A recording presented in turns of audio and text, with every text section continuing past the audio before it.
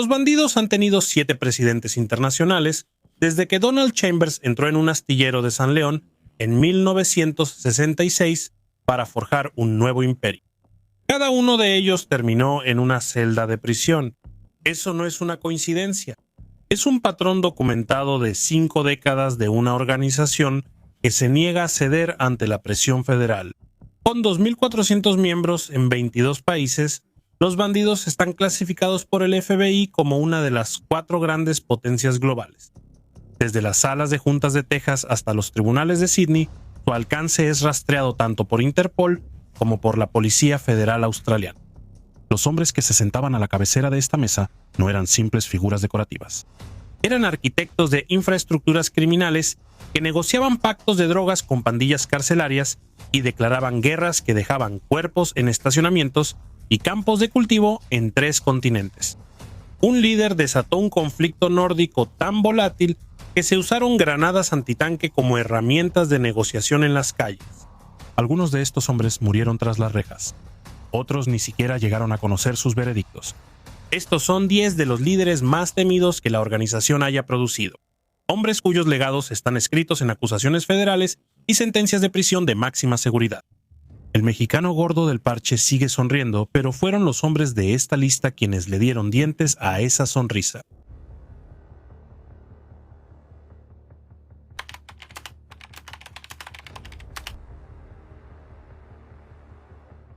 Donald Eugene Mother Chambers, San León, Texas, 4 de marzo de 1966. Era un veterano del Cuerpo de Marines y estibador que había visto cómo se formaban otros clubes de motociclistas a su alrededor y decidió que no estaban bien concebidos. Eran demasiado dóciles, demasiado blandos, demasiado dispuestos a operar dentro de límites que Chambers no tenía ningún interés en respetar. Y en 1966 él arregló eso. Eligió el rojo y el dorado, los colores oficiales del Cuerpo de Marines de los Estados Unidos, como un recordatorio deliberado del servicio que lo había formado. Él mismo diseñó el parche de un bandido mexicano caricaturizado, sosteniendo una espada y una pistola. También eligió personalmente el lema Bandidos Forever Bandidos. Reclutó en bares de motociclistas por todo Houston, Corpus Christi, Galveston y San Antonio. Formó los capítulos fundadores con veteranos de Vietnam y criminales de la calle que tenían más en común entre ellos que con la vida civil y buscaban un lugar que tuviera sentido. En 6 años, él había demostrado exactamente cómo era el código de los bandidos cuando se ponía a prueba. 2 traficantes de drogas llamados Marley y Preston Tarver le habían vendido al club lo que decían que era anfetamina por un valor de $1,000, pero en realidad era bicarbonato de sodio. Chambers reunió a Jesse Fain, Dill y Ray Vincente y llevó a los hermanos Tarver al norte de El Paso hacia el desierto. Los obligaron a cavar sus propias tumbas, les dispararon con escopetas y prendieron fuego a sus cuerpos. Un prospecto llamado Robert Munnerlin estaba presente. También era un informante federal. Así que en Nochebuena de 1972, él entró a la oficina local del FBI en El Paso y describió todo lo que había presenciado 2 días antes. Él llevó a los oficiales a las tumbas poco profundas esa misma tarde, y Chambers fue arrestado en cuestión de días. Se recuperaron armas, una manta empapada de sangre, carteras quemadas y cartuchos de escopeta usados de la casa. Finalmente, él se declaró culpable y recibió cadena perpetua. Chambers salió en libertad condicional en 1983 después de 11 años, luego se retiró del club, se estableció en El Paso y murió de cáncer el 18 de julio de 1999 a los 68 años.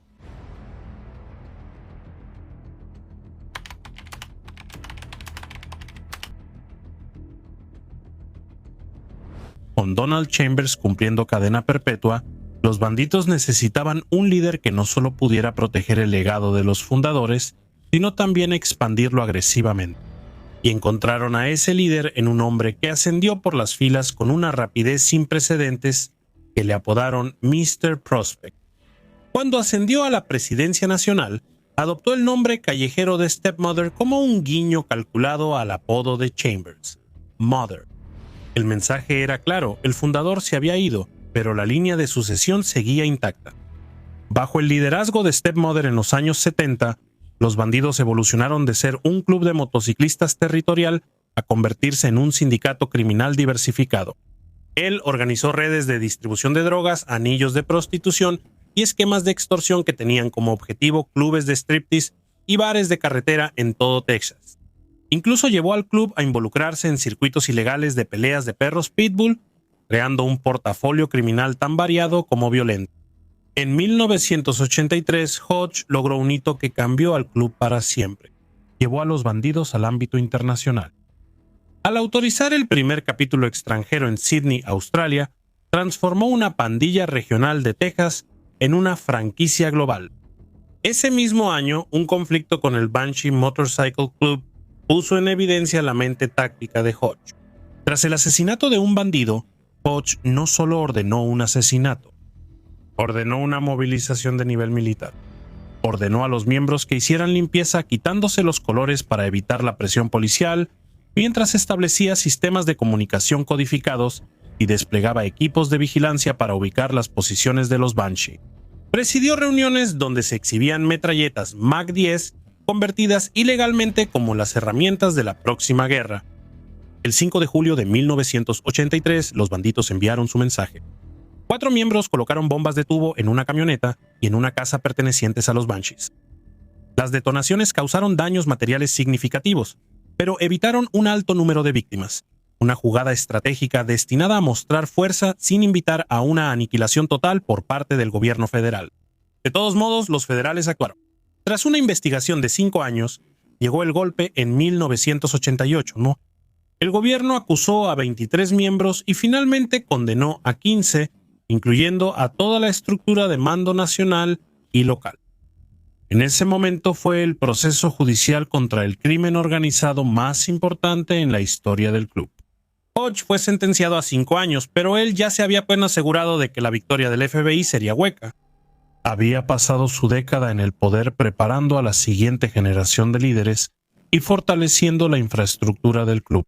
Cuando salió de prisión en 1989, el club funcionaba como si nunca se hubiera ido. Hodge murió de una enfermedad cardíaca en 1992, solo 3 años después de su liberación. Él veía su encarcelamiento como un inconveniente temporal, una creencia validada por el hecho de que los capítulos australianos que autorizó y las redes tejanas que construyó continuaron prosperando mucho después de que él se fuera.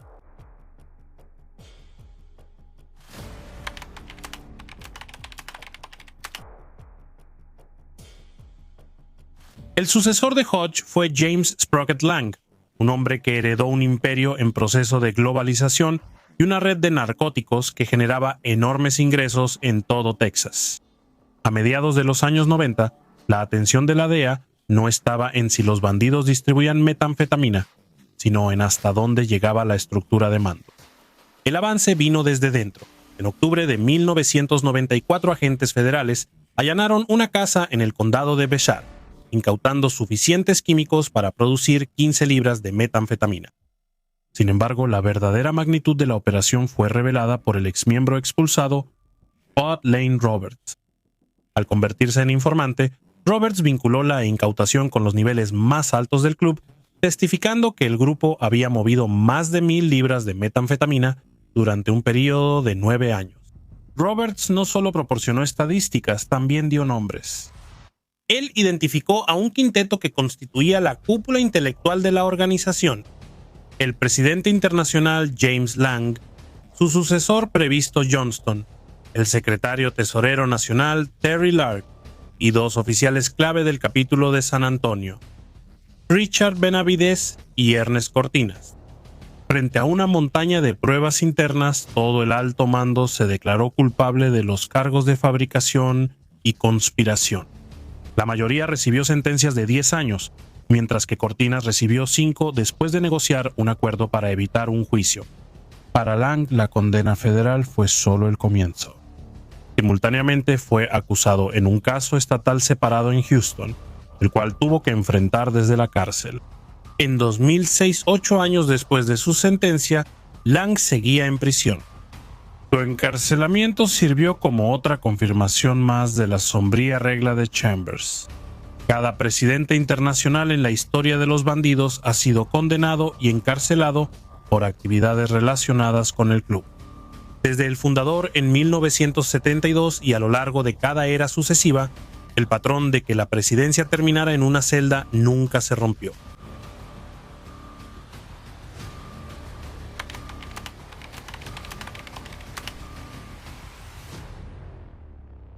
Charles Craig Johnston nació en Longview, Texas, el 18 de noviembre de 1947.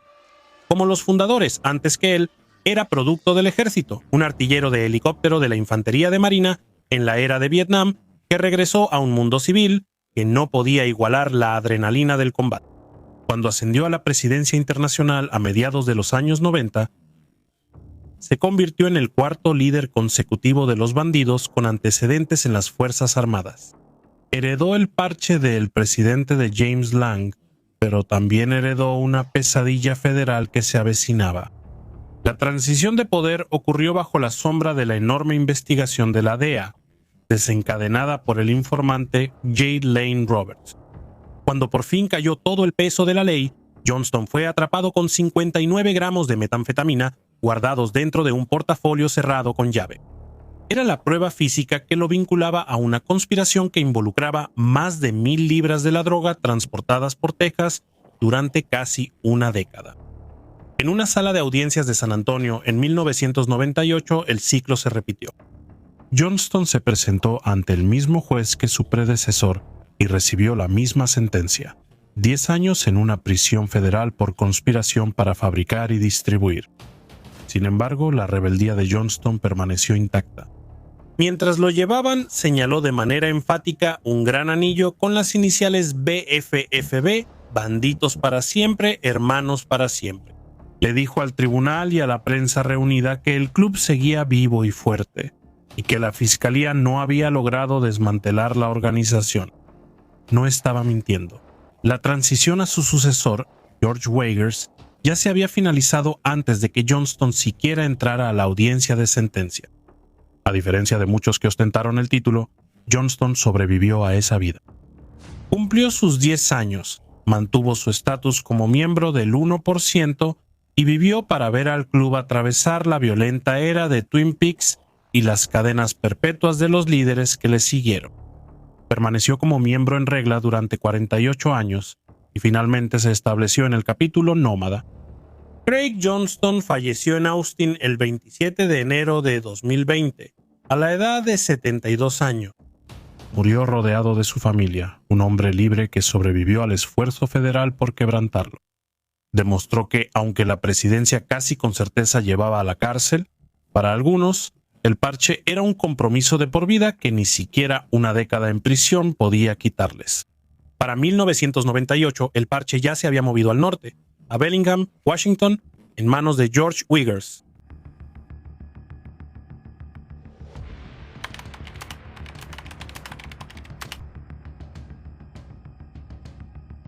George Weigers nació en 1953 en el condado de Whatcom, un chico local que creció y llegó a ser dueño de una tienda Harley Davidson en la calle State. Cuando se convirtió en el quinto presidente internacional de los bandidos en 1998, heredó un legado de fracasos. Sus 4 predecesores habían pasado colectivamente 36 años en prisión. Weigers veía esto no como un riesgo laboral, sino como una falla estructural. Decidió profesionalizar el mundo de los forajidos. Weigers inició una mini revolución para sanear la imagen y la cultura interna del club. Prohibió los rituales de iniciación más primitivos y degradantes, y también prohibió el uso o la venta de metanfetaminas en los eventos del club. Su mandato para los 2.400 miembros en 22 países era un simple mantra de 3 palabras: eviten la prensa. Bajo su liderazgo, los bandidos experimentaron su expansión más significativa en la historia, casi superando a los Hells Angels en membresía global gracias a la reforma organizacional, en lugar de la violencia brutal que definió la era de Chambers. Pero eventualmente se rompió la regla de no salir en la prensa. El 28 de abril de 2005, una intervención telefónica federal de 2 años captó a Weigers instruyendo al secretario nacional para que ocultara información a los agentes federales sobre un caso de secuestro en Montana. La redada resultante en Washington, Montana y Dakota del Sur llevó a que Weigers y otras 31 personas fueran acusados de una larga lista de cargos, incluyendo delincuencia organizada, manipulación de testigos y conspiración para cometer asesinato. Enfrentando una posible sentencia de 20 años, Weigers demostró ser tan astuto en la sala del tribunal como lo era en el club. Negoció un acuerdo de culpabilidad, declarándose culpable de un solo cargo de conspiración para delinquir bajo la ley RICO, a cambio de que el gobierno retirara los cargos más graves de secuestro y extorsión. El 6 de octubre de 2006, Weigers se presentó ante el juez federal John Kufanauer. Con su cabello canoso recogido en una cola de caballo, se mantuvo desafiante declarando: «Estoy muy orgulloso de ser el presidente del Club de Motociclistas Bandidos. He sido miembro durante 31 años». El juez dictó una sentencia de 20 meses. Habiendo cumplido ya 15 meses mientras esperaba el juicio, el líder de una de las organizaciones criminales más temidas del mundo estaba programado para quedar en libertad en solo 5 meses. La fiscalía estaba furiosa. Afuera del tribunal, lamentaron que Weigers pusiera excusas, echara culpas y se mostrara a la defensiva en lugar de remordimiento. Sin embargo, las cifras favorecían al presidente. Mientras que sus predecesores cumplieron condenas de una década, Weigers se fue solo con una multa de $10,000 y una breve estancia bajo custodia. George Weigers finalmente se retiró de esa vida después de un accidente de motocicleta debilitante en 2010. Hoy en día vive tranquilamente en Bellingham, siendo el único hombre en la historia del club que logró negociar con el gobierno federal hasta dejar todo en una molestia temporal de la que realmente pudo alejarse. Demostró que, bajo el liderazgo adecuado, el sistema no siempre gana.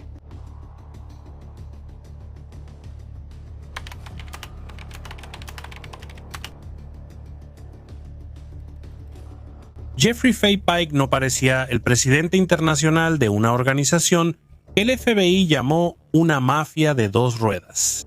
Cuando un periodista de Texas Monthly llegó a su casa apartada de 2 pisos, encontró a un hombre que acababa de terminar un recorrido en bicicleta de 11 millas. Con su corte de cabello al ras, entre canoso y blanco, y su comportamiento tranquilo, Pike parecía un entrenador retirado o un abuelo de los suburbios. Era un hombre de familia, casado con una contadora pública certificada, y dirigía un negocio de fabricación a medida. Pero esa imagen era una coraza meticulosamente elaborada. Pike se unió a los bandidos en 1979, y ascendió a la presidencia en 2006 tras la sentencia de 20 meses de George Weigers. Él entendía el patrón de la presidencia mejor que nadie. El trabajo casi siempre terminaba en una celda. Su estrategia para romper ese ciclo era la distancia. En el estrado, Pike se presentó como un reformador, un hombre que quería reclutas orientados a la familia y menos drama.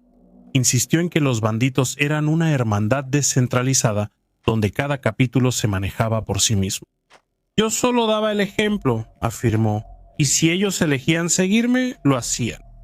Era una defensa basada en la idea de que el presidente nacional era solo una figura decorativa, no un comandante. El gobierno federal, que había monitoreado sus comunicaciones durante casi 2 años, veía una estructura diferente. Argumentaron que la distancia de Pike no era inocencia, era un escudo. Pike dio las órdenes desde su casa en Conroe. Su vicepresidente nacional, John Xavier Portillo, se aseguró de que esas órdenes se cumplieran desde San Antonio. La evidencia vinculó esta cadena de mando con asesinatos a sangre fría específicos. En marzo de 2006, Anthony Benesch recibió un disparo en la cabeza afuera de un restaurante en Austin por intentar iniciar un capítulo de Hells Angels en Texas. En 2002, Robert Lera fue asesinado en el condado de Tascosa en un ataque de represalia. Luego vino el parche inferior de Texas, el parche inferior en el chaleco de un motociclista que indica territorio. Cuando los Cossacks MC empezaron a usar el parche inferior de Texas sin permiso, se autorizó una guerra. Pike no estaba en el restaurante Twin Peaks en Waco en 2015 cuando 9 personas murieron y 20 resultaron heridas en un tiroteo a mediodía. Él estaba en Conroe. En una entrevista posterior, se rió ante la sugerencia de que había declarado la guerra, afirmando que no había cometido un delito en décadas.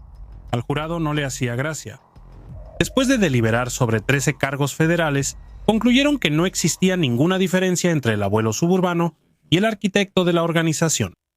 Jeffrey Fay Pike fue declarado culpable de todos los cargos, incluyendo crimen organizado y conspiración para cometer asesinato. A los 69 años, sentenciado a cadena perpetua más 10 años, el hombre que intentó liderar a distancia terminó en el único lugar donde tarde o temprano acaba todo presidente de los bandidos. La distancia que construyó entre él y la violencia finalmente fue cerrada por un veredicto federal. Morirá en prisión.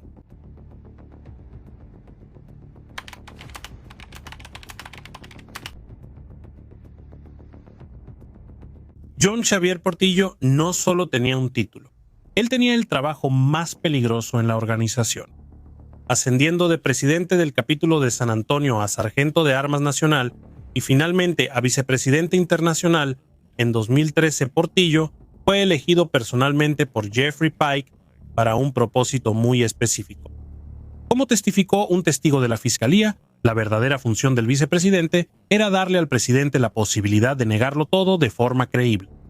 Portillo era el intermediario, era el puente entre la vida tranquila y apartada de Jeffrey Pike en Conroe y la brutal realidad callejera de las operaciones de los bandidos. En las escuchas telefónicas se escuchó a Portillo asumir este papel, diciendo claramente: «Estoy aquí para proteger a Pike y no tomo ninguna decisión importante sin que Pike lo sepa». La estructura era sencilla. Pike autorizaba las operaciones importantes y Portillo convertía esas autorizaciones en acción violenta. La mecánica de esa acción era fría y precisa. En 2001, cuando Portillo aún era presidente de un capítulo, orquestó el asesinato de Robert Lara en represalia por la muerte de un compañero bandido.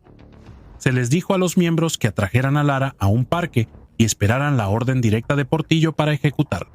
Después de que Lara recibió 12 disparos, Portillo tomó personalmente el arma homicida y la destruyó con un soplete. Por su servicio, los tiradores recibieron parches Expect No Mercy, una insignia de honor para quienes derraman sangre por el club. La violencia se intensificó cuando el monopolio territorial del club fue desafiado. En 2006, Anthony Benesch fue atacado por intentar portar los colores de Los Ángeles del Infierno en Texas. El equipo de Portillo lo rastreó hasta un restaurante donde esperaron a que saliera con su familia. Un solo disparo de rifle en la parte trasera de la cabeza terminó con la vida de Benesch frente a sus hijos. Para 2015, la fricción con los Cossacks MC había llegado a un punto de quiebre.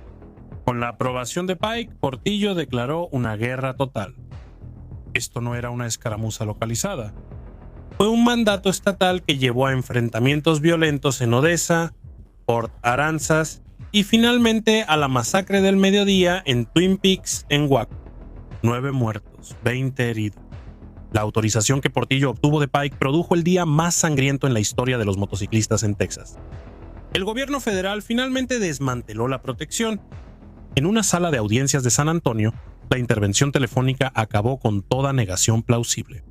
A pesar de que sus abogados defensores lo retrataron como un tipo inteligente que se comportó de manera profesional durante el proceso, el jurado vio al arquitecto de la violencia. John Xavier Portillo, a los 59 años, fue declarado culpable de 13 cargos. El juez le impuso 2 cadenas perpetuas consecutivas más 20 años adicionales por asociación delictiva y tráfico de drogas. El hombre que existía para proteger al presidente descubrió que, en el sistema federal, el intermediario suele ser lo primero en ser destruido. Portillo tiene ahora 67 años.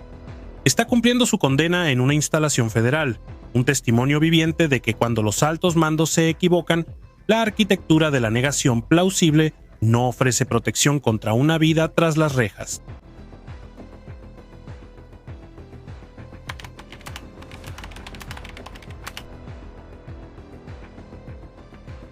Anthony Mark Snodgrass Spencer era un hombre definido por una búsqueda desesperada de un lugar al que pertenecer. Nacido en un hogar fracturado y criado en la fría indiferencia de las instituciones estatales, sobrevivió a una infancia de abuso y negligencia, llevando un diario escrito con una ortografía casi analfabeta como su único compañero constante. Después de una baja deshonrosa de la Marina, finalmente encontró a su familia en el Comanchero Motorcycle Club. Pero la familia no permaneció unida. En 1983, una amarga disputa interna que involucró al fundador del club, Jock Ross, dividió a los comancheros en dos. Spencer junto con los hermanos Campbell se separaron. Buscando una nueva identidad y legitimidad internacional, Spencer se puso en contacto con Ronnie Hodge, el presidente de los Bandidos de Estados Unidos. En una ceremonia alrededor de una fogata, quemaron sus colores de los Comanchero y surgieron como el primer capítulo australiano de los Bandidos, con Spencer como su presidente nacional. La rivalidad con Ross fue instantánea y letal.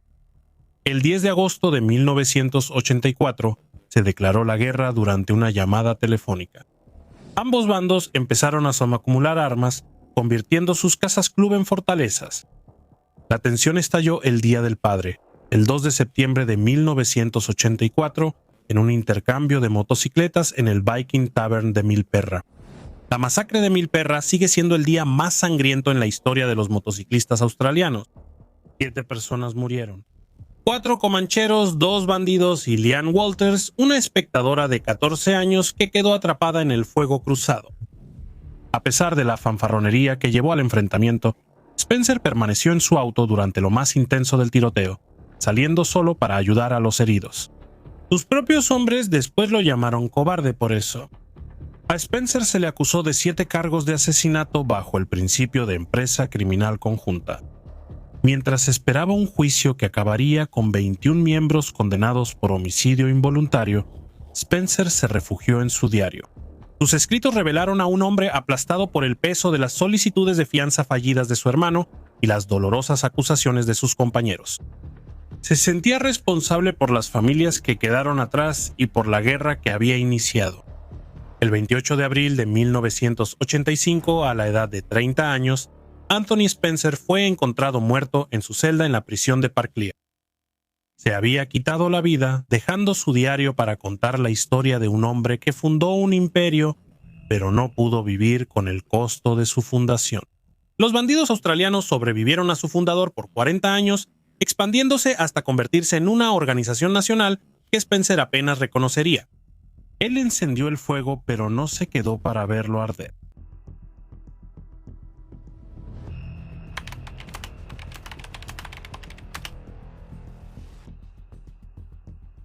John Leaf Big Jim Tindon era un candidato poco probable para convertirse en un caudillo continental. Un chico tranquilo y disléxico de una familia trabajadora en el norte de Zelanda, se formó como mecánico hasta que la artritis en la columna lo obligó a retirarse anticipadamente. Sin embargo, este ex mecánico pasaría 18 años como el arquitecto de la expansión de los bandidos por Europa y Asia, presidiendo 130 capítulos y una facción de 1.600 miembros. El ascenso de Tindon coincidió con el capítulo más sangriento en la historia de los motociclistas europeos, la Guerra Nórdica de Motociclistas. Cuando los bandidos empezaron a invadir el territorio de los Hells Angels en Escandinavia a principios de 1994, la respuesta fue un nivel de violencia de escala industrial raramente visto en la sociedad civil. Bajo el liderazgo de Tindon, el conflicto pasó de las peleas callejeras al ámbito de la guerra de guerrillas urbana. Se informa que los bandidos y sus asociados participaron en una serie de robos audaces en instalaciones del ejército sueco y danés. El botín fue impresionante: 16 misiles antitanque Bofors, ametralladoras, cientos de granadas, minas terrestres y casi 20 kilogramos de explosivos. El 6 de octubre de 1996, el mundo vio el resultado devastador de esta escalada. Un cohete antitanque fue disparado contra una fiesta vikinga de los Hells Angels en Copenhague, matando a un aspirante y a una mujer local de 29 años, quien simplemente había aceptado una invitación al evento. Para 1997, la guerra había producido 11 asesinatos y 74 intentos de asesinato.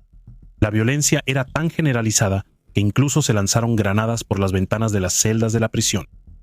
Al reconocer que el conflicto se estaba convirtiendo en un agujero negro financiero y logístico, Tindon se convirtió en un arquitecto clave de la paz.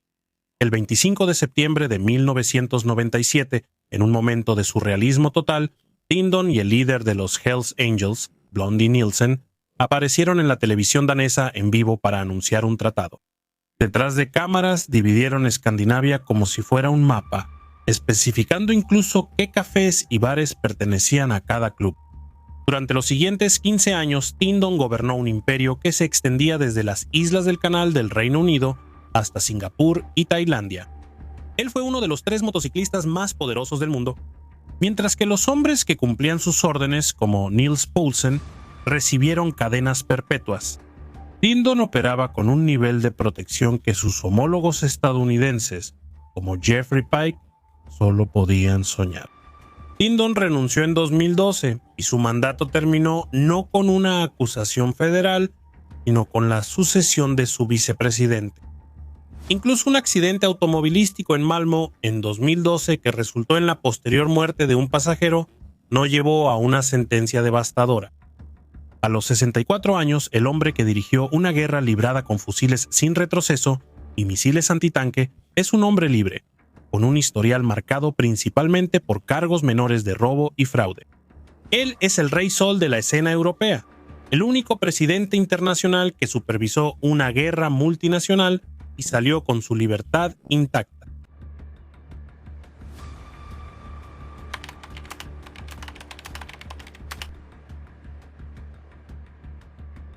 Howard Wayne Drifter Baker era un hombre de 2 mundos.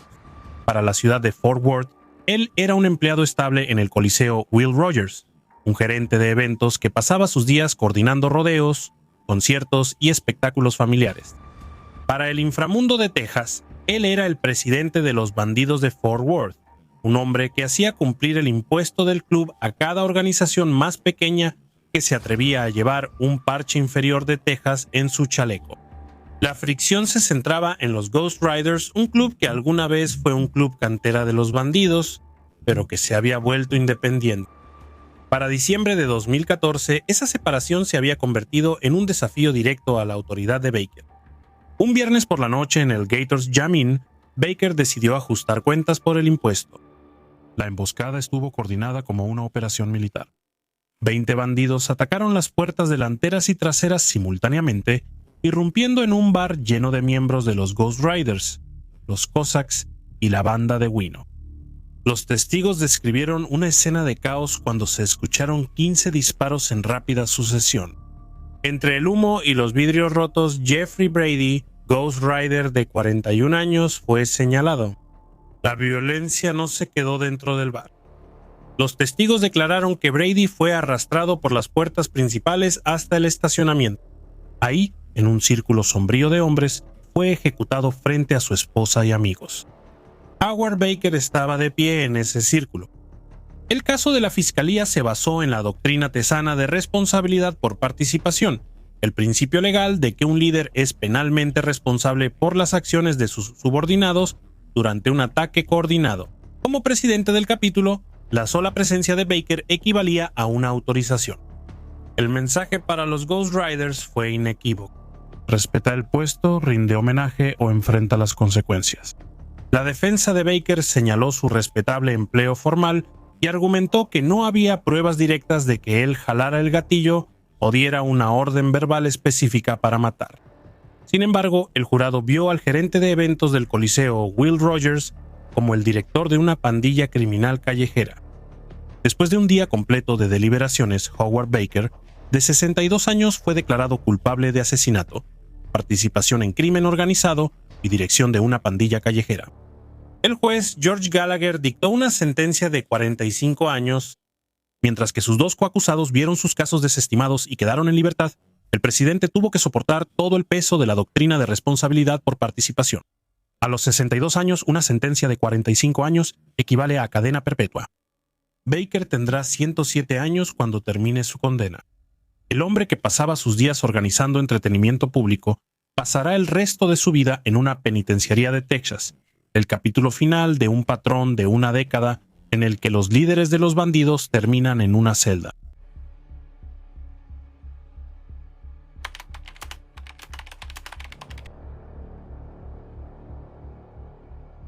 La historia de los bandidos es un ciclo repetitivo de expansión seguido por la decapitación.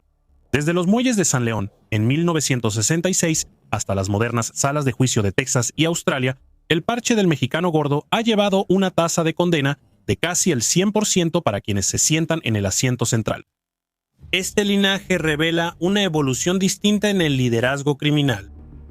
Los fundadores eran toscos e impulsivos, construyendo imperios a partir de una necesidad desesperada de pertenencia antes de ser consumidos por la violencia que ellos mismos encendieron. Los arquitectos que siguieron cambiaron el paradigma, transformando el club en una franquicia global con logística de nivel militar y tratados internacionales. Finalmente, los líderes de la era corporativa intentaron sanear la imagen del club, mudándose a casas en los suburbios y usando vicepresidentes nacionales como intermediarios para poder negar su responsabilidad de forma creíble.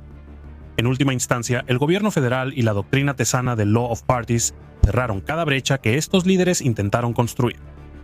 Ya sea que estuvieran reformando rituales o desempeñando empleos formales, el resultado seguía siendo el mismo: 10 hombres, 3 continentes y cientos de años de sentencias de prisión combinada.